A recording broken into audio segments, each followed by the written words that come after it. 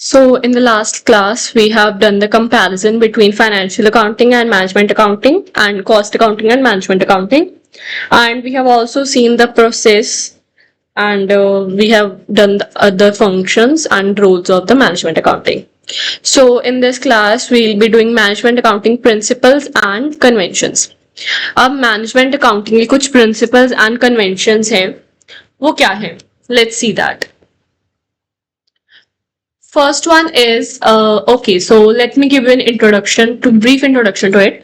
Management accounting is about recording, analyzing, and interpreting financial information. अब जो financial information हम पढ़ते हैं कि फाइनेंशियल अकाउंटिंग से मैनेजमेंट अकाउंटिंग इंफॉर्मेशन लेता है एंड उसको यूज करता है डिसीजन मेकिंग में, राइट? सो डिसीजन मेकिंग में वेट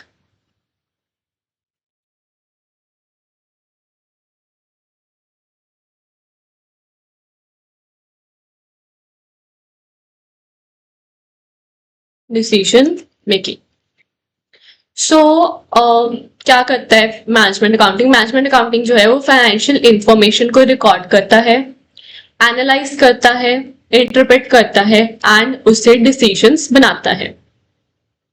इसको करने के लिए उसको कुछ रूल्स रेगुलेशंस यूज करने होते हैं. So here are some rules and regulations for it. Now I will not be explaining from this.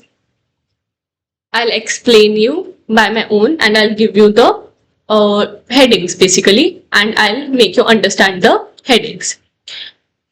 Okay, headings मैं आपको यही से दूंगी. So first one is consistency. अब consistency क्या होता है?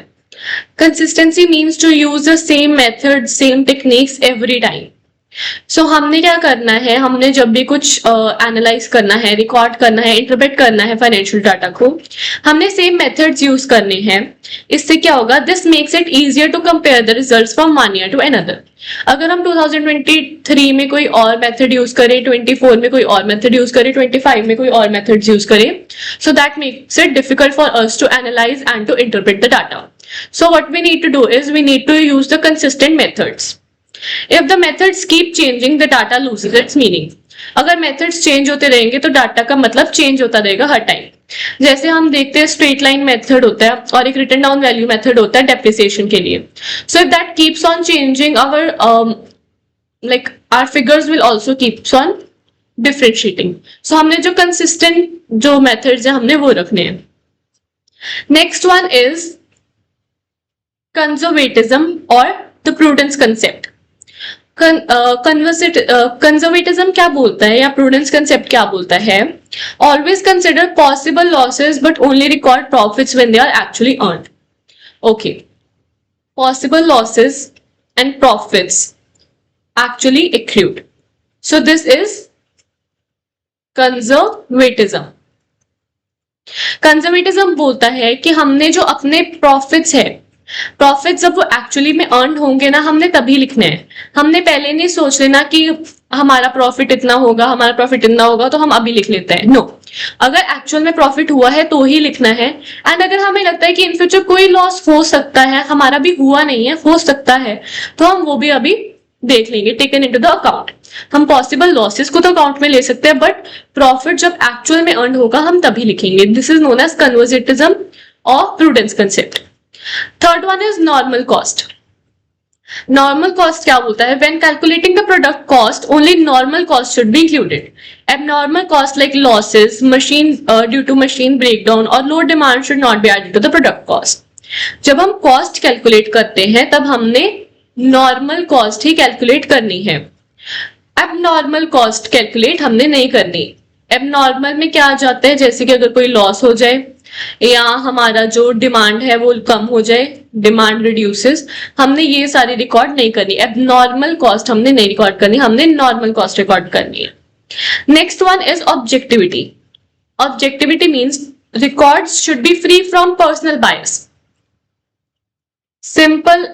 Simply it means no bias. Objectivity means कोई भी bias नहीं होना चाहिए. Everything should be based on facts and evidence, not guesswork. इसमें guesswork जैसे हम कई बार गेस कर लेते हैं ना कि इन फ्यूचर ये होगा, ऐसे हम गेस कर सकते हैं। तो इसमें गेस वर्क नहीं होता, इसमें कोई भी बायसनेस नहीं होती। Next one is measuring efficiency. Measuring efficiency का मतलब होता है efficiency of the business should be measured by return on capital employed, profit earn compare to profit money invested. यानी कि प्रॉफिट एंड इन्वेस्टमेंट को हमने इसमें कंपेयर करना है। This makes it possible to compare the performance over different years and between different companies. यानी कि क्या हमने जितना इन्वेस्ट किया उतना हमें या उससे ज्यादा हमें प्रॉफिट हुआ या नहीं। अगर हमें प्रॉफिट नहीं हो रहा तो दैट मीन्स हमारी जो बिजनेस की एफिशिएंसी है वो बहुत कम है, हम अच्छे से परफॉर्मेंस नहीं कर रहे। सो अगर हमारा प्रॉफिट अच्छा है तो that means our business is efficient, our business is performing good. So compare करने के लिए बिजनेस एफिशिएंसी को हमारा प्रॉफिट ज्यादा होना चाहिए इन्वेस्टमेंट से। Next one is standardization. Okay, this heading name is standardization. Standardization क्या बोलता है? Use standard forms and methods of recording cost. This helps compares data between different departments or units. हमने जो methods हैं, methods किसी भी चीज को लेके हो सकता है, बट इसमें स्पेसिफिकली रिकॉर्डिंग कॉस्ट के मेथड को बोला गया कि वो स्टैंडर्ड होना चाहिए, वो बार बार चेंज नहीं होना चाहिए। So that helps it to compare our data between different departments, क्योंकि कितने सारे डिपार्टमेंट्स होते हैं, as I have already explained, HR department, sale department, production department, बहुत सारे डिपार्टमेंट्स होते हैं। तो स्टैंडर्डाइजेशन मेथड होना चाहिए, स्टैंडर्ड मेथड होना चाहिए, ताकि इनमें कॉस्ट फाइंड आउट करने में डिफरेंशिएट ना आए, हमें डिफिकल्टी ना हो। Next one is controllable and uncontrollable cost. अब इसमें क्या होता है, इसमें होता है this point is controllable and uncontrollable cost. ये क्या बोलता है, कंट्रोलेबल कॉस्ट कौन से होते हैं जो हम कंट्रोल कर सकते हैं, एंड अनकंट्रोलेबल कॉस्ट होते हैं जो हम कंट्रोल नहीं कर सकते।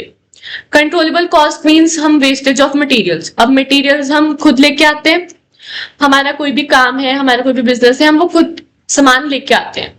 सो हम इसमें तो अपना कॉस्ट कम कर सकते हैं ना, बिकॉज ये हमारे हाथ में है। अनकंट्रोलेबल जो हमारे हाथ में नहीं है, अगर प्राइस बढ़ जाए इस मटेरियल का तो क्या वो हमारे हाथ में है? That is not in to our hand. हमने कितना लेना है, कितना नहीं लेना, कितनी वेस्टेज होनी चाहिए, कितना ये सामान यूज होना चाहिए, ये हमारे हाथ में है। हमने वेस्टेज नहीं करनी, ये हमारे हाथ में है, बट उस चीज का प्राइस हमारे हाथ में नहीं है। So that price is the uncontrollable cost and the wastage और the usage of the materials is the controllable cost. So knowing this helps managers take corrective actions. अगर हम वेस्टेज कम करेंगे सो ऑब्वियसली हमारी जो कॉस्ट है वो कम रहेगी। सो that helps in reducing cost. So that's why जो हमारे मैनेजर्स हैं उनको पता होना चाहिए कि हमने कौन सी कितनी सामान की यूजेज करनी है, कितना नहीं करना।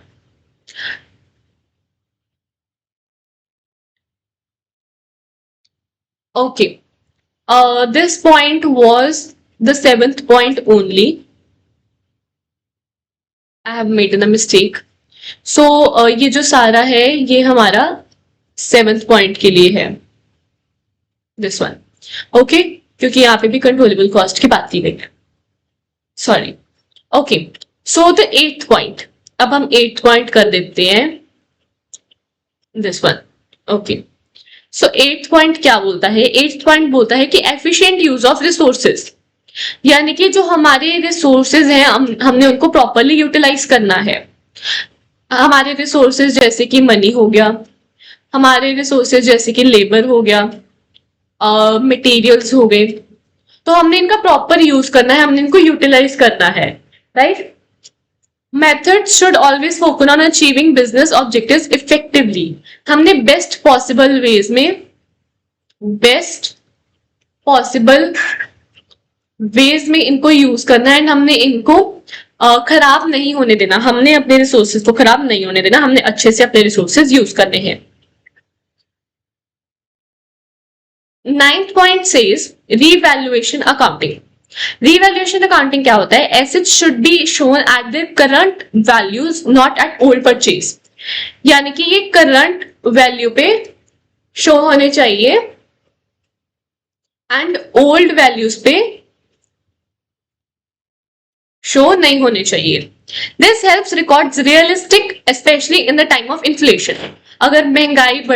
अगर महंगाई होती है या हमारे या वी कैन से कुछ भी अगर चेंजेस आते हैं, हमारे जो सामान का प्राइस है वो बढ़ जाता है, बेसिकली महंगाई की बात कर रहे हैं हम, सो उसमें ये चीज हेल्प करती है कि हम करंट वैल्यू रिकॉर्ड करें। हम पुरानी वैल्यू रिकॉर्ड करेंगे तो हमें कभी पता नहीं चलेगा हमारे कितने प्रॉफिट हुए, कितना हमारा लॉस हुआ।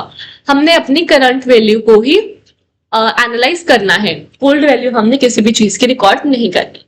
सो these were some rules for the management accounting. Management accounting करने के लिए कुछ रूल्स होते हैं। I explain that again. First one is consistency, यानी कि हमने मेथड्स को कंसिस्टेंट रखना है, हमने चेंज नहीं करना। नेक्स्ट इज कंजर्वेटिज्म और प्रूडेंस कंसेप्ट, जिसमें बोलते हैं कि हमने पॉसिबल लॉसेस तो देखने हैं पर प्रॉफिट्स नहीं देखने। नॉर्मल कॉस्ट पे आता है कि हमने नॉर्मल कॉस्ट लिखनी है, नॉर्मल कॉस्ट हमने नहीं लिखनी है। नॉर्मल कॉस्ट जैसे कि लॉसेस हो गया, डिमांड कम होना हो गया, etcetera. Next one is objectivity. Objectivity means हमने बायसनेस नहीं रखनी, हमें हमने अच्छे से सब चीजें मेंटेन करके, हमने गेस वर्क नहीं करना basically. The fifth point says measuring efficiency. Measuring efficiency means हमने प्रॉफिट अपने देखने, जो हमने इन्वेस्ट किया क्या हमें उसका कोई अच्छा प्रॉफिट मिला या नहीं मिला। नेक्स्ट वन इज स्टैंडर्डाइजेशन, यानी कि हमने स्टैंडर्ड मेथड्स रखने हैं, मेथड्स चेंज नहीं होने चाहिए बिटवीन डिफरेंट डिपार्टमेंट्स और यूनिट्स। एंड इसमें next one says the cost concept. Cost में वो बोल रहा है, okay just a second, this was the sixth point, okay, right? So the standardization one was the sixth point and the seventh one was this one, seventh point, okay. Let me explain it again to you. हम colour change कर लेते हैं, okay, this will help you understand it easily.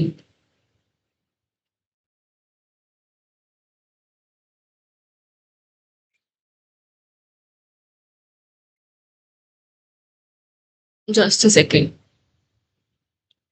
Okay. So हमारा जो measuring efficiency वाला concept था, this was the fifth one, right? This is the sixth one, standardization one. Okay. This was the seventh one. This is also the seventh one. And this is the eighth one. Right? And this is the ninth one. Right? So confuse नहीं होना। Fifth point says measuring efficiency. Measuring efficiency का ये वाला है। Sixth one says standardization, यानी कि हमने methods same रखनी है। Seventh one says controllable and uncontrollable cost, जिसमें हमने जो materials हैं उसका जो हम materials की wastage जो है, controllable means हम उसकी wastage and usefulness तो हम control कर सकते हैं, but उसका price control नहीं कर सकते। So जितनी कम wastage होगी उतनी कम हमारी cost होगी, जो हमें cost को reduce करने में help करेगा and profit को maximize करेगा। Eighth one was जिसमें money, labor, materials को हमने properly utilize करना है, so that best possible ways में utilize करना है, so that हमारी wastage ना हो। And the ninth one was revolution accounting, जिसमें हमने current value को record करना है and old values को record नहीं करना। So I hope it's clear to you now. So these were the accounting principles and conventions, यानी कि accounting management accounting करने के लिए कुछ rules।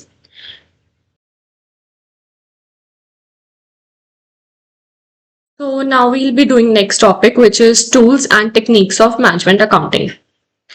A number of tools and techniques are used to supply the information required by the management. No one technique can satisfy all the managerial needs. The tools and techniques used in management accounting are discussed as follows.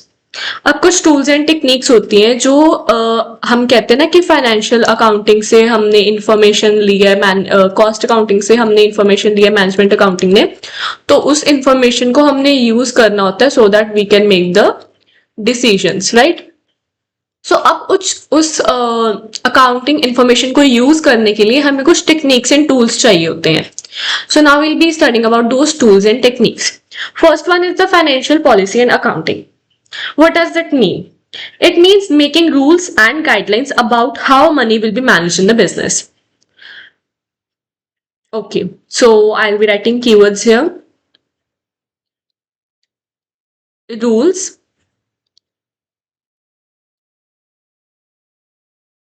Wait. Yeah. Rules and guidelines that how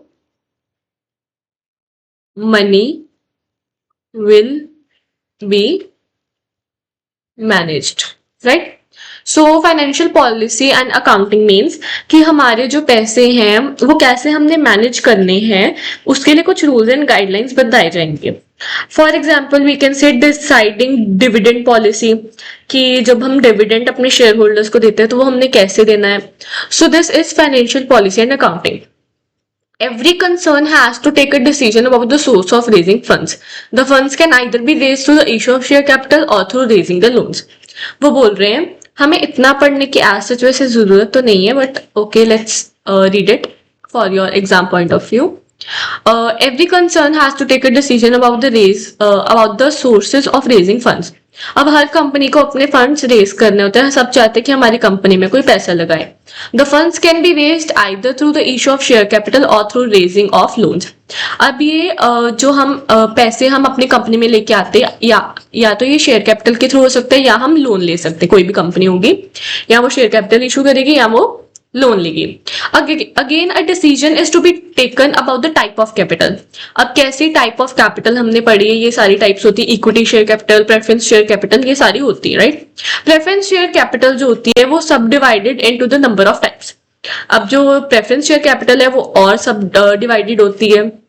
the second decision concerns the raising of loans. Loans कैसे लेने हैं हमने.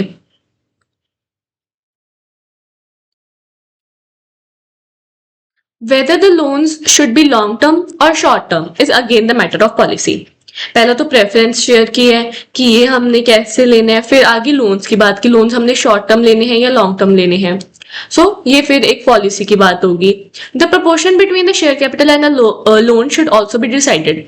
कुछ companies होती हैं जो share capital भी issue करती है और लोन भी इशू करते हैं. वो कितने प्रपोर्शन में करना है, शेयर कैपिटल ज्यादा इशू करना है या लोन ज्यादा लेना है, ठीक है, वो भी डिसाइड करना होता है. All these decisions are very important and management accounting provides techniques for the financial planning.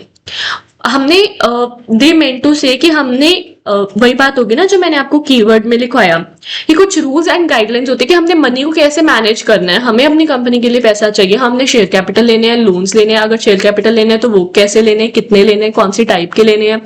अगर लोन लेना है वो शॉर्ट टर्म लोन लेना है, लॉन्ग टर्म लोन लेना है. और अगर दोनों चीजें लेनी है तो कौन सी ज्यादा लेनी है, कौन सी कम लेनी है. हमने ये सारी चीजें प्लानिंग करनी होती है. So that is why it is very important to do financial accounting policy or policies. So the next one is analysis of financial statements. आगे आ जाता है कि हमने फाइनेंशियल स्टेटमेंट्स को कैसे एनालिसिस करनी है. The analysis of financial statements is meant to classify and present the data in such a way that it become useful for the management. हमने अपने फाइनेंशियल स्टेटमेंट्स का जो हमने एनालिसिस किया है, ओके जो हमने फाइनेंशियल स्टेटमेंट्स का जो हमने एनालिसिस लिया है, जस्ट अ सेकेंड, राइट.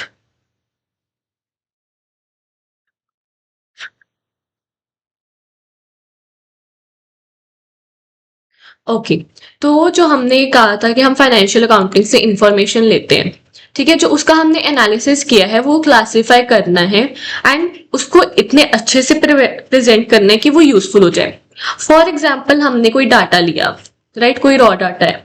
अब हमने अपनी कंपनी के जो मैनेजर्स हैं उनको वो डाटा समझाना है.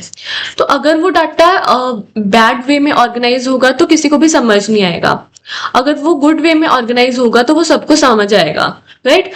तो the presentation should be very good so that कि हम उसमें से अच्छे से एनालिसिस उसको कर पाए एंड उसको अच्छे से हम देख पाए कि हमने क्या डिसीजंस लेने हैं, क्या डिसीजंस नहीं लेने, right. So it basically means checking and studying the companies financial statements. इसमें हम चेक करते हैं एंड स्टडी करते हैं किसको, फाइनेंशियल स्टेटमेंट्स को। फॉर एग्जाम्पल हमने कुछ भी स्टडी करना है, राइट। अगर वो हमने कई बार ये देखा होगा कि जब हम चार्ट्स को स्टडी करते हैं, टेबल्स को स्टडी करते हैं, वो हमें ज्यादा अच्छे से समझ में आती है rather than the theory part. So that is also organized in a very presentful manner, very meaningful manner. वैसे ही जब हम फाइनेंशियल स्टेटमेंट्स की बात करते हैं, अगर वो प्रेजेंटेबल होंगे, अगर वो अच्छे दिख रहे होंगे, तो हम अच्छे से उसको समझ पाएंगे और अच्छे से डिसीजंस ले पाएंगे अपनी कंपनी के लिए।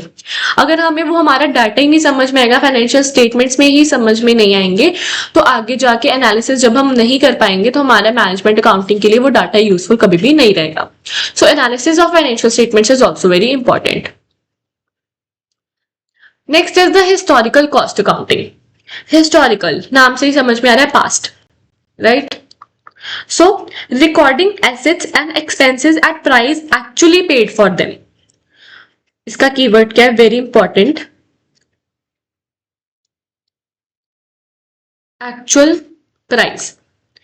जिस प्राइस पे हमने वो एसेट्स खरीदे हैं या हमने वो एक्सपेंसेस किए हैं, वो हमने एक्चुअल प्राइस लेना है। फॉर एग्जाम्पल हमने एक मशीन ली थी एक पॉइंट पे 5 लाख की, राइट। आज उसकी वैल्यू डेप्रिसिएशन लग के होगी, वी कैन से 2 लाख, ठीक है, जस्ट एक एस्टिमेटेड वैल्यूज है। अब कौन सा प्राइस हम लेंगे, ऑब्वियसली ओरिजिनल वाला लेंगे।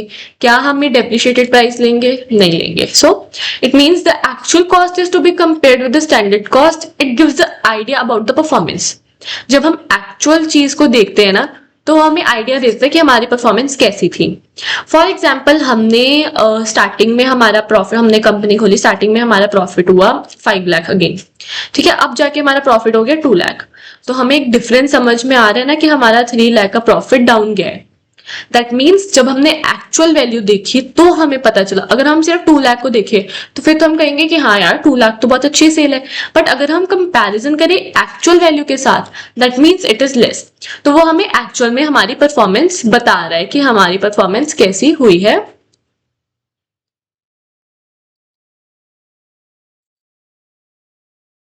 कैसी हुई है फ्रॉम द पास्ट। सो ये एक अपने में हिस्टोरिकल कॉस्ट एक होता है, okay. Next is budgetary control. Budgetary control क्या होता है, बजट को कंट्रोल करना। Budgetary control means to control budget, और we can say prepare budget. हम सुनते हैं कि जो हमारे फाइनेंस मिनिस्टर हैं वो बजट बनाते हैं, राइट। वो बजट क्या होता है, वो बजट होता है, it is a system which uses budget as a tool for planning and controlling. अगर हमने अच्छे से एक बजट बनाया होगा तो वी वुड नो कि हमने कितने पैसों में क्या लेके आना है, कितने हमारा रॉ मटेरियल आना चाहिए, कितना हमने लेबर को देना है, कितनी हमने सेल करनी है। हमने प्रॉपर सब कुछ बजट बनाया हुआ है, and it is very important for a company to make a budget. इससे क्या होता है, इससे हम कॉस्ट को कंट्रोल करते हैं, क्योंकि जब हमारा बजट एक कंट्रोल में है, हमें प्रॉफिट चाहिए। प्रॉफिट ज्यादा करने के लिए हमारा जो मार्जिन है वो भी ज्यादा होना चाहिए, राइट। और जो हमारी कॉस्ट है वो कम होनी चाहिए। अगेन फॉर एग्जाम्पल हमारा पेन है, जो पेन बना हमारा 6 रुपए का, वो हमें बेच रहे हैं 10 रुपए में, मार्जिन कितना हुआ 4 रुपए। क्योंकि कॉस्ट कंट्रोल्ड है, हमारा प्रॉफिट ज्यादा हो रहा है, राइट। फॉर एग्जाम्पल हमारा पेन बना 9 रुपए में, हम बेच रहे हैं 10 रुपए में, 1 रुपए हमारा प्रॉफिट हुआ। जब हमारा कॉस्ट कंट्रोल में नहीं है तो हमारा प्रॉफिट कम ही हो रहा है। So that is why budgetary control बनाना बहुत ज्यादा इंपॉर्टेंट है। इससे हमारी कॉस्ट बहुत ज्यादा कम हो जाती है एंड अचीव टारगेट्स हम अच्छे से करते हैं। ऑब्वियसली हर कंपनी को प्रॉफिट ज्यादा चाहिए। अब अगर मैं होंगी तो ऑब्वियसली मैं 4 रुपए चाहूंगी ना कि मेरा प्रॉफिट हो। एक पेन के पीछे मेरा कितना प्रॉफिट होगा, 4 रुपए, ठीक है। और अगर मेरा कॉस्ट ही सही नहीं होगा तो मेरा प्रॉफिट भी एकदम कम होगा। So that's why budget is very important. हम घर में भी कई बार बोलते हैं कि हमारा बजट ज्यादा हो गया इस बार का, मतलब है ना, जब हमने शादियों पे कपड़े लेने जाना है, हमारा इतना बजट है, हमारा इतना बजट नहीं है, so that's easy to understand. Next is standard costing. Standard costing means fixing a pre-decided cost for each product and then comparing it with the actual cost. Okay, let's see इसमें क्या बोल रहे हैं. Okay, standard costing is an important technique for cost control purpose. अब इसमें क्या हमने करने हैं, pre-decided cost हमने फिक्स कर देनी है, फिक्स प्री डिसाइडेड कॉस्ट. ठीक है. अब क्या होगा कि जब standard costing is important technique for cost control purposes. In standard costing system cost is determined in advance. जैसे मैंने आपको बताया, ये मैंने आपको कीवर्ड लिखवाया, सेम उन्होंने इसमें बताया है, मैंने आपको ये कीवर्ड लिखवाया, right. Fix pre decided cost, इन्होंने भी क्या बताया है, cost are determined in advance. Same चीजें. सो जो मैं कीवर्ड्स लिखवा रही हूँ they are very important, right.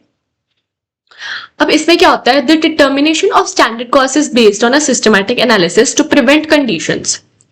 Prevalent conditions. The actual cost are recorded and compared with the standard cost. जब हमने ऊपर पढ़ा था एक्चुअल मशीन की वैल्यू, अब कितनी है मशीन की वैल्यू, वही सेम यही है. ठीक है. Okay, I will give an example. For example हमने सोचा कि हमारी जो लेबर है हम 200 रुपीज देंगे पर यूनिट लेबर को. ठीक है. बट एक्चुअल में लेबर ने लिए 250, तो हमारा क्या हुआ, 50 का डिफरेंस आ गया. So the actual cost is 250, right.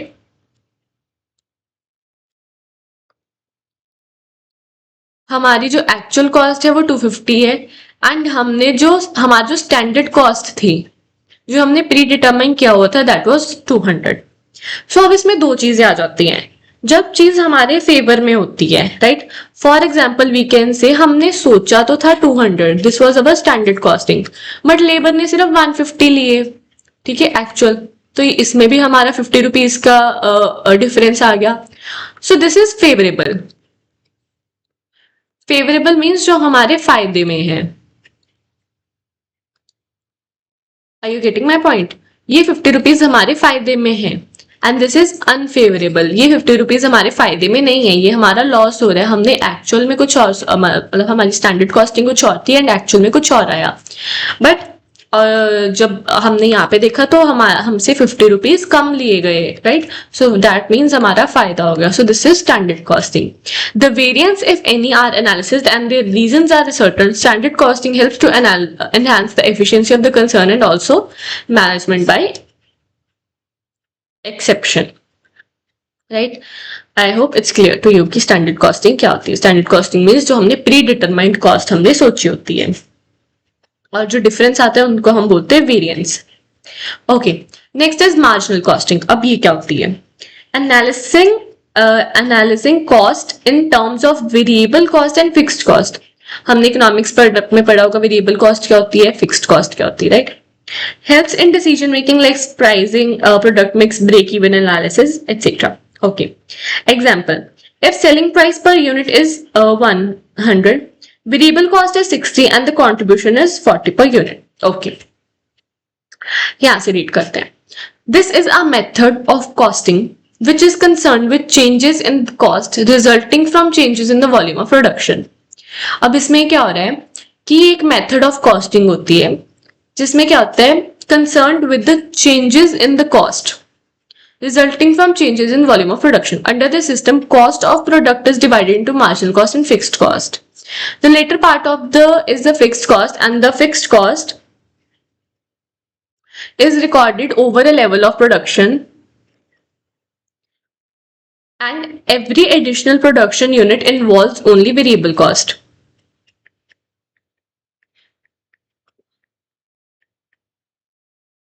Marginal costing is helpful for measurement of profitability of different lines of production, different departments, division of enterprise.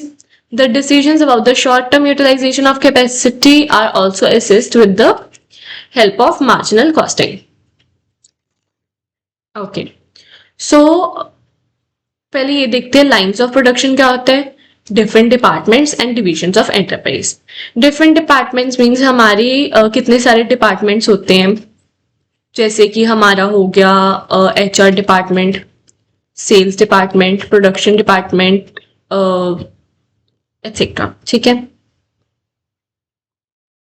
अब क्या वो बोल रहे हैं कि जो मार्जिनल कॉस्टिंग है उसका मतलब होता है looking at the cost that changes with the production. जैसे जैसे हमारी प्रोडक्शन चेंज हो रही है वैसे वैसे हमारी कॉस्ट भी चेंज हो रही है. इसको देखना means marginal costing. As simple as that. Marginal costing means looking at the cost that change with the production. इसको हम क्या बोलते हैं, variable cost.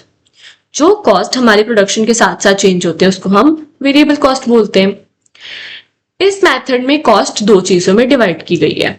Under this system cost of the product is divided into marginal and fixed cost. Marginal means variable, जो मैंने आपको ये बताई, this is variable. Fixed cost क्या होती है? वेरिएबल कॉस्ट होती है जो चेंज करती है आउटपुट के साथ, जैसे कि रॉ मटेरियल हो गया, लेबर होगी, पावर होगी, ये सारी चीजें. फिक्स्ड कॉस्ट जो नाम से समझ में आ रहा है रिमेन्स कांस्टेंट, जो फिक्स नहीं होती, जैसे कि हमारा rent, salary, depreciation, right. So ये होती है fixed cost. I hope these two are clear to you. पहले हमने देखा मार्जिनल कॉस्टिंग क्या होती है. Marginal costing means the cost that changes with the production. Simple हमने ये लाइन लिख दी. फिर हमने लिख दिया कि जो कॉस्ट होती है वो दो चीजों में डिवाइड होती है. पहला मार्जिनल कॉस्ट, दूसरा फिक्स्ड कॉस्ट. ये भी हमने लिख दिया. फिर हमने मार्जिन वेरिएबल कॉस्ट की डेफिनेशन लिख दी. That changes with the output such as raw material, labour, power. जितनी ज्यादा हमारी प्रोडक्शन बढ़ेगी उतनी लेबर लगेगी, उतना लेबर पे कॉस्ट लगेगा. जितनी ज्यादा हमारी मशीन्स होगी उतनी हमारी पावर यूज होगी, उतना हमारा प्रोडक्शन बढ़ेगा, उतनी हमारी कॉस्ट बढ़ेगी. सो दिस इज वेरिएबल कॉस्ट. फिर हमने फिक्स्ड कॉस्ट की डेफिनेशन दे देनी है. That remains constant and does not change with the production. जैसे कि रेंट हमारा सेम रहता है, सैलरी सेम रहती है, डेप्रिसिएशन सेम रहती है. यहां तक हो गया हमारा. ओके. फिर हमने बोल देना है कि जो मार्जिनल कॉस्टिंग होती है इसमें क्या होता है, fixed cost is treated as one total expense. Fixed cost को एक टोटल एक्सपेंस की तरह लिया जाता है, जिसमें रेंट आ गया, जिसमें हमारी सैलरी आ गई, जिसमें हमारी डेप्रिसिएशन आ गई. Each additional unit produced is charged with variable cost. Obviously बात है, जितनी ज्यादा प्रोडक्शन बढ़ेगी किस में चेंज आएगा, वेरिएबल में या फिक्स्ड में? वेरिएबल में चेंज आएगा, फिक्स्ड में चेंज नहीं आएगा. इससे होता क्या है, इससे क्या होता है, इसमें measure profit of different products and departments. अब ये वाली लाइन की हम बात कर रहे हैं, इसके यूजेस की हम बात कर रहे हैं. इसमें क्या बोलते हैं कि इसमें हम जो प्रॉफिट होता है, measure profit of different products, different department. जैसे जैसे हमारे प्रोडक्ट होते हैं हमारा चेंज होता है, हमारा प्रॉफिट भी चेंज होता है, डिपार्टमेंट चेंज होते हैं, प्रॉफिट भी चेंज होता है. सो ये सारी चीजें होती हैं. उसके बाद क्या होता है, useful in short term decisions भी लिए जाते हैं, जैसे कि कौन सा प्रोडक्ट ज्यादा प्रोड्यूस करना चाहिए, स्पेशल ऑर्डर कितने एक्सेप्ट करने चाहिए, नो प्रॉफिट नो लॉस का पॉइंट कौन सा है जिसमें दोनों चीजें इक्वल रहती हैं, जिसमें ना प्रॉफिट होता है ना लॉस होता है. सो ये सारी चीजें होगी marginal cost. This was a very important point. It is very important to understand it. Okay, I will explain you again this point, क्योंकि ये टॉपिक इंपॉर्टेंट है, that's why I am explaining it again. Marginal costing क्या होती है? Marginal costing means जब production, जब हमारी cost change होती है with the production. For example हमारी यूनिट्स बढ़े, हमारा प्रोडक्शन बढ़ा, हमारी कॉस्ट भी बढ़ गई, राइट. उसको हम क्या बोलते हैं, variable cost. That is same as variable cost. हमने पहले मार्जिनल कॉस्टिंग की डेफिनेशन दे दी. फिर हम बताते हैं that cost is divided into two, marginal cost and fixed cost. Marginal cost means वही वेरिएबल जो चेंज होती रहती है विद आउटपुट, जैसे कि प्रोडक्शन के साथ चेंज होती है हमारी कॉस्ट, जैसे कि रॉ मटेरियल हो गया, जैसे कि हमारा लेबर होगी, जैसे पावर होगी. और फिक्स्ड कॉस्ट जो हमारी चेंज नहीं होती, जैसे कि रेंट, सैलरी, डेप्रिसिएशन एटसेट्रा. फिर उसके बाद जो मार्जिनल कॉस्ट है वो हम इक्वल मानते हैं वेरिएबल कॉस्ट को.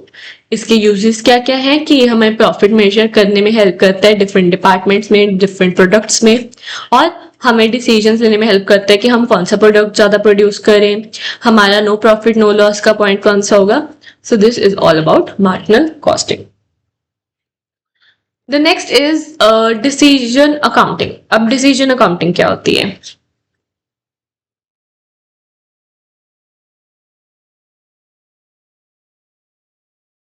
Decision accounting means an important work of management is to take decisions.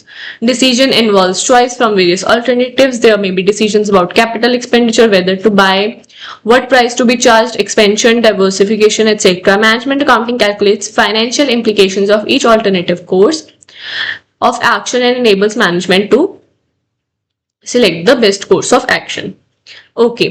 इसमें क्या है, इसमें सिंपल सी बात बोल रहे हैं कि हमने जो फाइनेंशियल अकाउंटिंग है, ये हम कितनी बार ये पॉइंट पढ़ चुके हैं। जो फाइनेंशियल अकाउंटिंग का डाटा है वो मैनेजमेंट अकाउंटिंग यूज करता है अपने डिसीजंस लेने के लिए। सेम चीज उन्होंने यहाँ पे बोल ली है।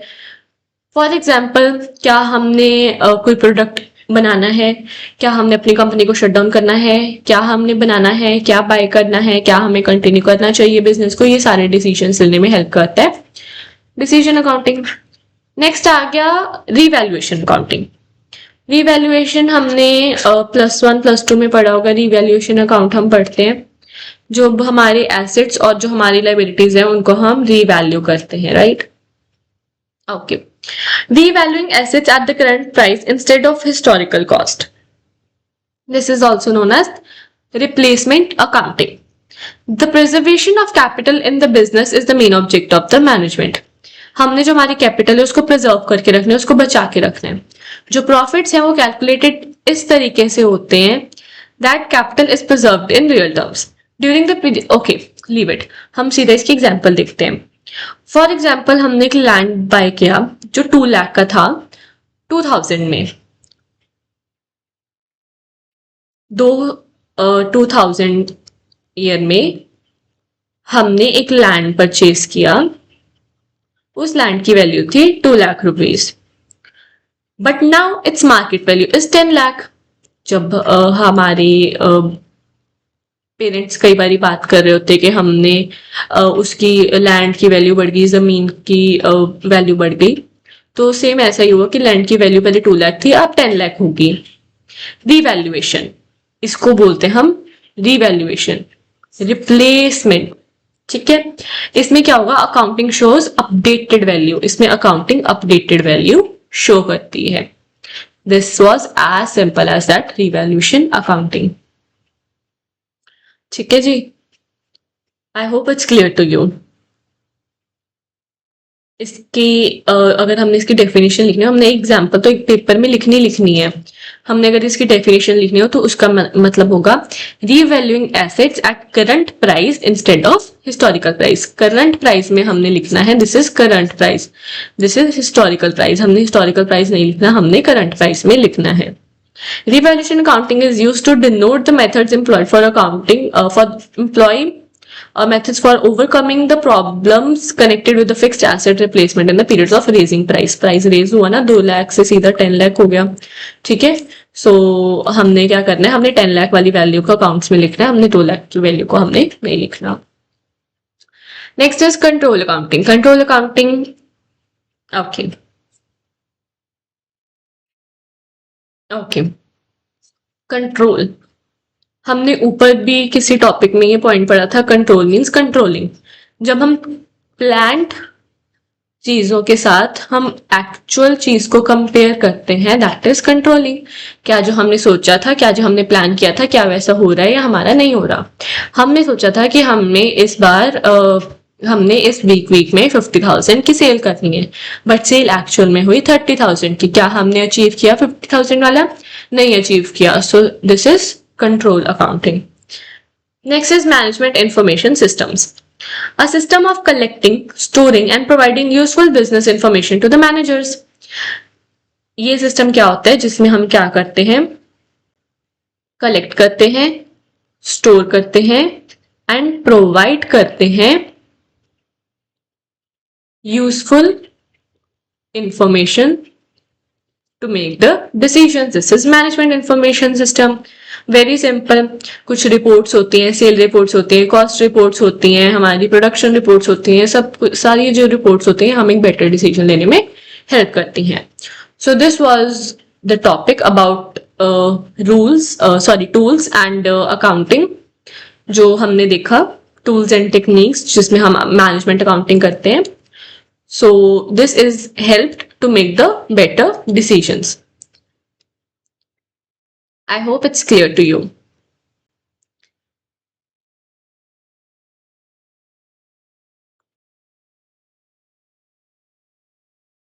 So our next topic is need and importance of management accounting. Management accounting करने की जरूरत ही क्या है? Management accounting means कि जो हम डाटा कलेक्ट करते हैं उसको हम यूजफुल इंफॉर्मेशन लेते हैं एंड हम उनसे डिसीजंस लेते हैं. मैनेजमेंट इज मेकिंग डिसीजंस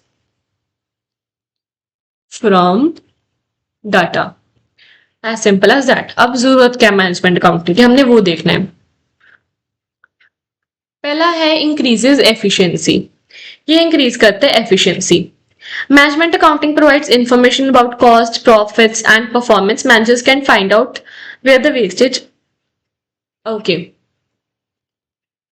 ये मैं आपको कीवर्ड्स बता रही थी, but we study this from the book only. Increases efficiency. Management accounting increases efficiency of the business operations. The targets of different departments are fixed in advance, and the achievements of these goals is a tool for measuring their efficiency. जब भी हम किसी company में काम करते हैं, जो departments होते हैं वो ऑलरेडी फिक्स्ड होते हैं, उनके टारगेट्स ऑलरेडी फिक्स्ड होते हैं. सो हमने उन टारगेट्स को कैसे अचीव करना है, क्या हमने उन टारगेट्स को अचीव किया या नहीं किया, दैट शोज अवर एफिशिएंसी. अगर हमने फिक्स टारगेट्स को अचीव किया, गोल्स को अचीव किया, that means our company is efficient. And this can be only done with the help of management accounting. Management accounting increase करती है एफिशिएंसी. वो कैसे? यूजफुल डिसीजंस लेके. जहां पे मैनेजमेंट अकाउंटिंग का नाम आ रहा है वहां पे सिंपली मतलब है मेकिंग डिसीजंस. हमने उस पर्सपेक्टिव से सोचना है. मैनेजमेंट अकाउंटिंग डिसीजंस लेता है. डिसीजंस लेने के साथ वो अपने गोल्स को अचीव कर लेते हैं. That is increasing efficiency. Proper planning means management is able to plan various operations with the help of accounting information. The technique of budgeting is helpful in forecasting various activities. Budgets are prepared departments wisely and master budget is prepared for the whole organization. The workload of each and individual is fixed in advance. The activities of the concerned are planned in systematic manner.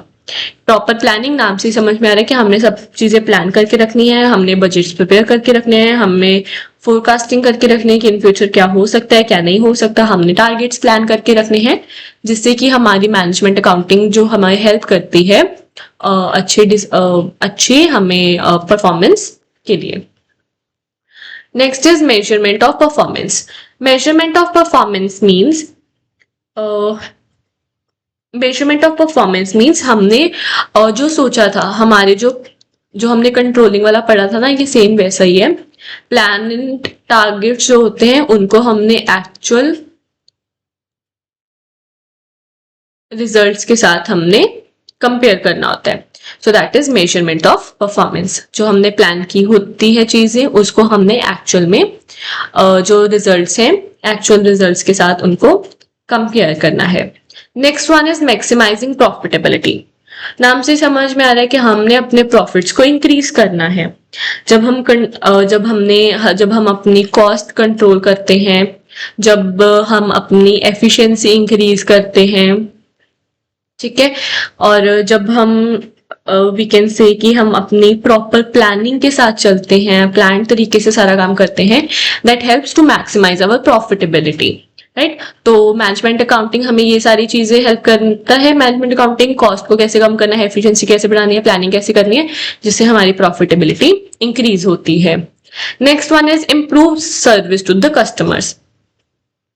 इसमें क्या होता है कि जब एक business managed होता है properly, जब एक बिजनेस प्रॉपरली मैनेज्ड होता है तब हम बेटर क्वालिटी सर्विस प्रोवाइड कर सकते हैं. हम क्या कर सकते हैं? क्वालिटी सर्विस प्रोवाइड कर सकते हैं अपने कस्टमर्स को. जब हमारा बिजनेस ही मैनेज नहीं होगा, हमारे एम्प्लॉयज ही अच्छे नहीं होंगे, हमारी सर्विसेज ही अच्छी नहीं होंगी, तो कोई भी कस्टमर्स हमसे हैप्पी नहीं होंगे. So that means we need to improve the service of the customers, and that is helped by managed business, or we can say management accounting. Next one is effective management control. Same वही चीज है आगे. Control means हमने monitor करना है कि क्या जो हमने स्टैंडर्ड सेट किए थे, क्या जो हमने एक्चुअल में सोचा था, क्या जो हमने प्लानिंग की थी, क्या वो हम अचीव कर पा रहे हैं या नहीं. सो that is management control. Effective management control means जैसा हमने प्लान किया था, क्या वो हम अचीव करने में हेल्प कर पा रहे हैं नहीं. That is also help with the management accounting. वो हमें हेल्प करता है. So these were the advantages and these were very easy to understand. Next will be doing limitations of management accounting. अब लिमिटेशंस क्या होती है, let's study that. Okay, so ये again बड़ी बड़ी है डेफिनेशंस, तो मैं कीवर्ड्स के साथ करवाऊंगी and you have to read these definitions for your exam point of view. Based on accounting information, इसका मतलब क्या होता है कि जो मैनेजमेंट अकाउंटिंग होती है ये वो यूज करता है फाइनेंशियल एंड कॉस्ट अकाउंटिंग का डाटा. ये हम कितनी बारी पढ़ चुके हैं पॉइंट. जो मैनेजमेंट अकाउंटिंग होती है वो financial accounting and cost accounting से डाटा लेता है एंड उसको यूजफुल इंफॉर्मेशन निकालता है एंड डिसीजंस लेता है. ये तो भी याद ही हो जाना चाहिए ना पॉइंट आपको. Based on accounting information. So जो हिस्टोरिकल डाटा है यानी कि जो financial accounting and cost accounting का डाटा है वो हमें फ्यूचर डिसीजन लेने में हेल्प करता है. This is based on accounting information. अब इसकी लिमिटेशन क्या है. अगर इन केस हमारे जो रिकॉर्ड्स हैं वो इनकम्प्लीट हैं, कई बारी जब हम नंबर्स में जब हम अकाउंटिंग करते हैं तो अब हमारे नंबर्स में मिस्टेक हो जाती है. कई बार एक जीरो कम पड़ जाता है, कई बार एक जीरो ज्यादा पड़ जाता है, कुछ भी मिस्टेक्स हो सकती हैं. जब हमारा डाटा कई बार इनकम्प्लीट होता है, जब हमारी अकाउंटिंग इन्फॉर्मेशन कई बार इनकम्प्लीट होती है, तो उससे क्या फर्क पड़ सकता है. उससे हमारे जो मैनेजमेंट डिसीजंस है वो भी बिल्कुल गलत हो सकते हैं. So this is a very major drawback कि हम क्योंकि सारा डाटा ऊपर से कलेक्ट करते हैं, नंबर से कलेक्ट करते हैं, नंबर्स कई बार गलत भी हो सकते हैं. सो हमें पूरी तरह उस पर रिलाय नहीं करना. Next is lack of knowledge. अब लैक ऑफ नॉलेज का मतलब क्या होता है कि जो मैनेजर्स हैं उनको अकाउंटिंग के बारे में क्योंकि हम सारा डाटा फाइनेंशियल अकाउंटिंग से लेते हैं, कॉस्ट अकाउंटिंग से लेते हैं, तो उनको जो है वो पूरा अकाउंटिंग के बारे में पता होना चाहिए, इकोनॉमिक्स के बारे में पता होना चाहिए, स्टैट्स के बारे में पता होना चाहिए. अगर वो नॉलेज लैक करेंगे किसी भी चीजों में, so it will put very bad impact और वो डिसीजंस अच्छे से नहीं ले पाएंगे क्योंकि उनको नॉलेज ही नहीं है इन सारी चीजों के बारे में. So that is a major drawback, lack of knowledge. Knowledge अच्छे से होना चाहिए सबको. Next one is intuitive decisions. What does that means? कई बार क्या होता है जो मैनेजर्स होते हैं वो अपनी पर्सनल जजमेंट पे या अपनी गट फीलिंग पे डिसीजंस ले लेते हैं. राइट, यहाँ पे मैं कीवर्ड लिख देती हूँ.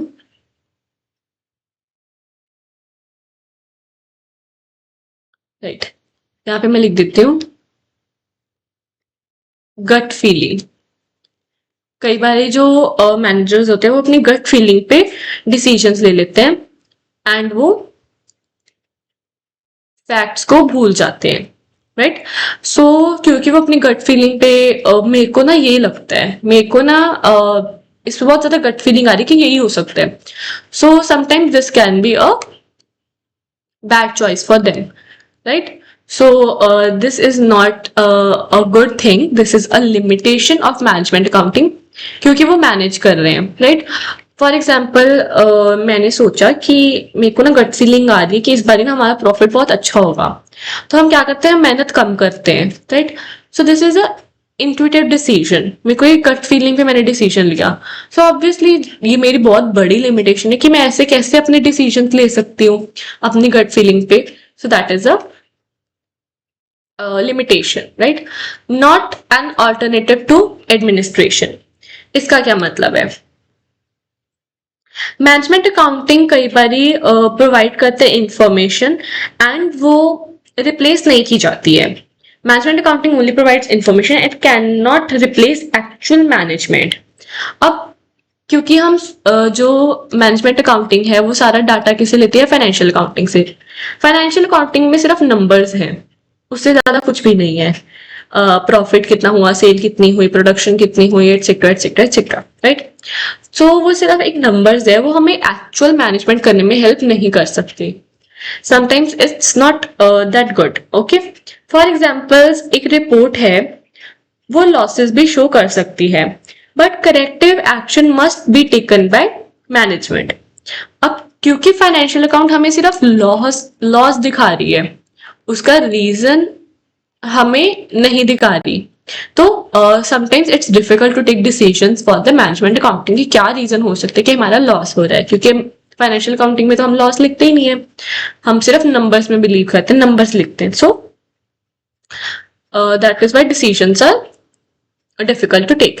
टॉप हैवी स्ट्रक्चर, कई बार स्ट्रक्चर बहुत ज्यादा डिफिकल्ट होता है। मैनेजमेंट अकाउंटिंग जो होती है वो बहुत कॉस्टली होती है, ओके। मैनेजमेंट अकाउंटिंग जो होती है that is quite costly. Costly क्यों होती है? क्योंकि उसमें स्किल्ड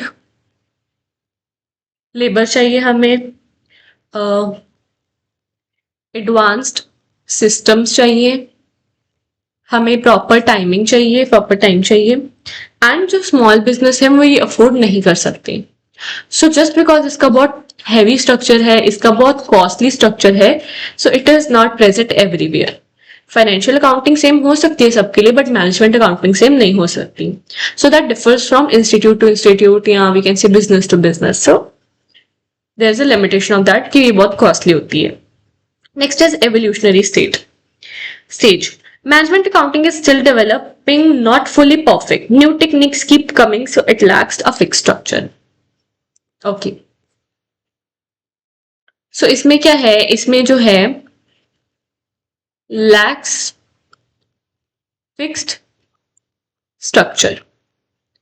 अब बिजनेस एक बहुत डायनेमिक चीज है। डायनेमिक हमने +1 +2 में पढ़ा होगा। डायनेमिक मीन्स इसका एनवायरनमेंट बहुत ज्यादा चेंजिंग है, ठीक है।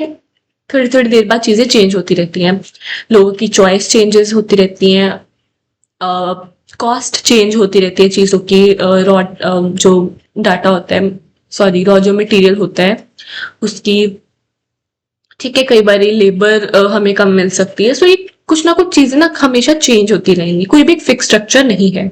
जैसे फाइनेंशियल अकाउंटिंग में हमने एक फिक्स्ड, हमें पता है कि कोई भी इंस्टीट्यूट है उसने balance sheet and profit and loss account बनाना ही बनाना है। बट मैनेजमेंट अकाउंटिंग में ऐसा कुछ भी फिक्स्ड नहीं है, क्योंकि चेंजेस हमेशा आते रहते हैं। सो ये जो मैनेजमेंट अकाउंटिंग है ये भी एक रेवोल्यूशनरी स्टेज में है, एवोल्यूशनरी स्टेज में है, जिसमें different companies different methods use करती हैं, एंड कोई भी सेम चीजें यूज नहीं कर सकता। सो that is a limitation of that कि हर कोई इंस्टीट्यूट, हर कोई, इवन कि डिपार्टमेंट टू डिपार्टमेंट भी ये डिफर कर सकता है sometimes. So it's a limitation. Next is personal bias.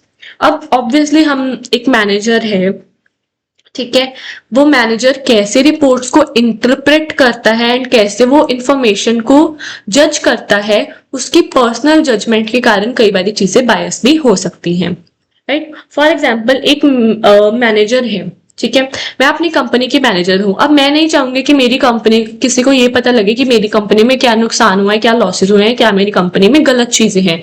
For example मेरी कंपनी में जो एम्प्लॉयज हैं वो एकदम लॉयल नहीं है, वो झूठ बोलते हैं, वो ट्रस्टवर्दी नहीं है, तो मैं ये सारी चीजें तो कभी किसी को नहीं बताऊंगी ना। ओके, हम एक पॉइंट पे ये भी छोड़ देते हैं, हम फाइनेंस की बात करते हैं, मेरी कंपनी में लॉसेस हो रहे हैं, राइट। सो अब वो लॉसेस हो रहे हैं, ये मैं कभी भी किसी को शो नहीं करूंगी एज अ मैनेजर, क्योंकि मेरी कंपनी है, मेरे को ग्रो करना है, and I never show my losses to somebody, I make a positive impact of my business. So obviously इसमें पर्सनल बायसनेस हो सकती है, क्योंकि इसमें कोई भी पेपर पे नहीं ये मैनेजमेंट अकाउंटिंग होती है। जैसे फाइनेंशियल अकाउंटिंग पेपर पे होती है ना, वैसे ही जो मैनेजमेंट अकाउंटिंग है वो पेपर पे नहीं होती, that is through words only, like decisions जो हैं वो वर्ड्स पे ही लिए जाते हैं। So that's why personal bias is very common here. Next is psychological resistance. What's this? Employees and managers may resist changes suggested by management accounting. अब financial accounting में balance sheet भी बनानी है, P&L अकाउंट भी बनाना है, सब कुछ करना है, बट मैनेजमेंट अकाउंटिंग में ऐसा कुछ नहीं होता। बस इसमें कुछ ना कुछ चेंजेस आते हैं, कुछ ना कुछ रूल्स एंड रेगुलेशंस होने चाहिए हर चीजों में। बट जो एम्प्लॉयज हैं sometimes they don't want to keep themselves into existence. For example, कोई कॉस्ट कंट्रोल मेजर्स है, ठीक है। मैंने अपनी बीइंग अ मैनेजर मैंने अपनी कंपनी के एम्प्लॉयज को बोला कि मेरे को ना कॉस्ट एकदम कम से कम चाहिए, मेरे को कॉस्ट ज्यादा नहीं चाहिए। For example I am making a T shirt, ठीक है, एंड वो टी शर्ट मेरे एम्प्लॉयज हैं जो 500 रुपए में बना रहे हैं। मैं उनको बोल रही हूँ मेरी ये टी शर्ट 200 रुपए में ही बननी चाहिए, इसकी कॉस्ट 200 रुपए से ऊपर नहीं जानी चाहिए। अब जो एम्प्लॉयज हैं वो ऐसा नहीं करना चाहते, एम्प्लॉयज रेजिस्ट कर रहे हैं, एम्प्लॉयज अपोज कर रहे हैं चीज को। सो that is not a good thing for me, ठीक है, क्योंकि मैं उनको स्ट्रिक्टली काम नहीं करवा सकती क्योंकि मेरे को एम्प्लॉयज की जरूरत है। सो psychologically they are not accepting that resistance. So this is a major limitation of my employees, or we can say my management. So these were the limitations of the management accounting, right? I hope it's clear to you. Next topic is installment of management accounting.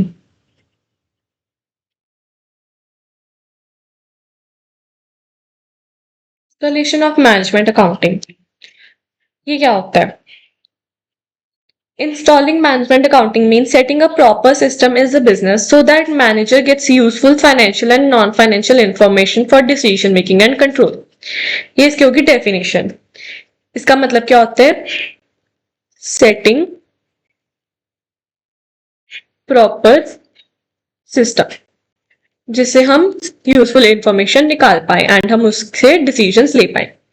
First one is organisational manual. अब ये क्या होती है? ये एक written document होता है जो clearly duties, responsibilities and authorities को डिफाइन करता है। As simple as that. Manual means जिससे हम किसी भी मशीन को लेके आते हैं उसका मैनुअल साथ में मिलता है, ये कि मशीन को कैसे यूज करना है।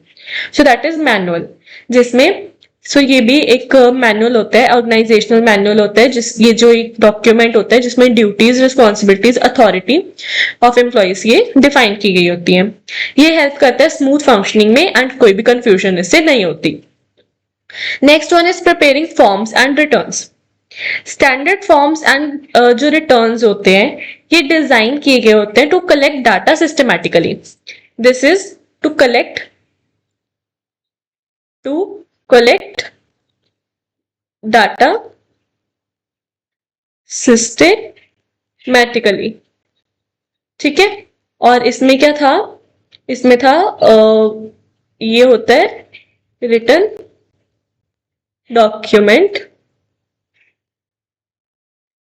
जिसमें ड्यूटीज एंड अथॉरिटीज सब कुछ डिफाइन की होती है। Preparing forms and returns means ये एक ऐसा फॉर्म्स होते हैं जो कि डाटा को कलेक्ट करने में हेल्प करते हैं। फॉर एग्जाम्पल सेल का जो डाटा है, प्रोडक्शन डाटा, परचेज डाटा, सो ये सारी चीजें, ये काइंड ऑफ शीट होती है, ठीक है। Next is requisite staffing.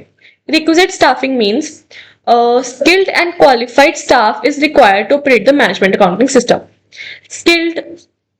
Skilled और qualified स्टाफ चाहिए होता है जिसकी क्वालिफिकेशन अच्छी हो, जिसकी स्किल्स अच्छी हो, सो दैट हम मैनेजमेंट अकाउंटिंग बहुत अच्छे से कर पाए। जैसे कि कॉस्ट अकाउंटेंट्स हो गए, बजट ऑफिसर्स हो गए, MIS ऑफिसर्स हो गए। सो ये एक स्किल्ड स्टाफ की हायरिंग होती है। Next is classifying accounts and integrating the system. Accounts जो होते हैं उसको प्रॉपरली क्लासिफाई करना होता है, जैसे कि cost accounting, financial accounting, management accounting. So classifying accounts, हमने तीनों चीजें पढ़ी है, financial accounting, cost accounting and management accounting. इसकी इंटीग्रेशन इंश्योर करती है कि डाटा स्मूथली फ्लो हो रहा है। Integration means to combine that, ठीक है। सो जब हम इनको कंबाइन करते हैं तो हमें ये पता चलता है कि जो हमारा जो सिस्टम है, हमारा जो कंपनी है या हमारी जो इंस्टीट्यूट है वो अच्छे से काम कर रहा है, स्मूथ फ्लो ऑफ फंक्शनिंग हो रही है यहाँ पे। Next is introducing standard costing techniques, ठीक है। स्टैंडर्ड कॉस्टिंग मीन्स जो हमने ऊपर एक पॉइंट पढ़ा था कि हमने सोचा था कि प्री डिटरमाइंड जिसको हम बोलते हैं कि हमारी स्टैंडर्ड कॉस्टिंग थी 200, बट हमारी जो एक्चुअल कॉस्ट एम्प्लॉय ने लिए वो आया 150, या जब हमने 250 का एग्जाम्पल दिया था, right. So this is standard costing. जो स्टैंडर्ड कॉस्टिंग होती है वो हेल्प करती है एक्चुअल कॉस्ट को कंपेयर करने में with the pre determined standards, कि हमने सोचा 200 था पर हमारी एक्चुअल में 150 है। फिर जो उसका डिफरेंस होता है उसको हम वेरिएंस बोलते हैं, एंड इसमें पॉजिटिव वेरिएंस भी हो सकते हैं या फेवरेबल या अनफेवरेबल वेरिएंस हो सकते हैं। जिसमें हमारा फायदा हो वो फेवरेबल और जिसमें फायदा ना हो वो अनफेवरेबल। ये हम ऑलरेडी कर चुके हैं ऊपर वाले पॉइंट में, so I will not explain this again. Next is setting up budgetary control. ये भी हम ऊपर कर चुके हैं। बजटरी कंट्रोल सिस्टम होते हैं जिसमें हम बजट्स को, यानी कि हम फ्यूचर बजट की प्लानिंग करते हैं, उसको प्रॉपरली सही करते हैं एंड बजट को पूरा कंट्रोल में रखते हैं, जिससे हमारी कॉस्ट भी कंट्रोल में आती है एंड हमारे जो गोल्स हैं वो भी अचीव हो जाते हैं। Next is setting up operational research technique, OR। Operational research means इसमें मैथमेटिकल प्लस स्टैटिस्टिकल टूल्स को यूज किया जाता है बिजनेस प्रॉब्लम्स को सॉल्व करने के लिए एंड बेटर डिसीजन लेने के लिए, राइट। इसमें इकोनॉमिक, पॉलिटिकल, सोशल एनवायरनमेंट, ये सारी चेंजेस आते रहते हैं, ठीक है। सो कुछ ऐसे टेक्निक्स, ऐसे टूल्स जो हमें अच्छे डिसीजंस लेने में हेल्प करें, these are operational research techniques. So this was installation of management accounting. Next is management accounting as an information system for decision.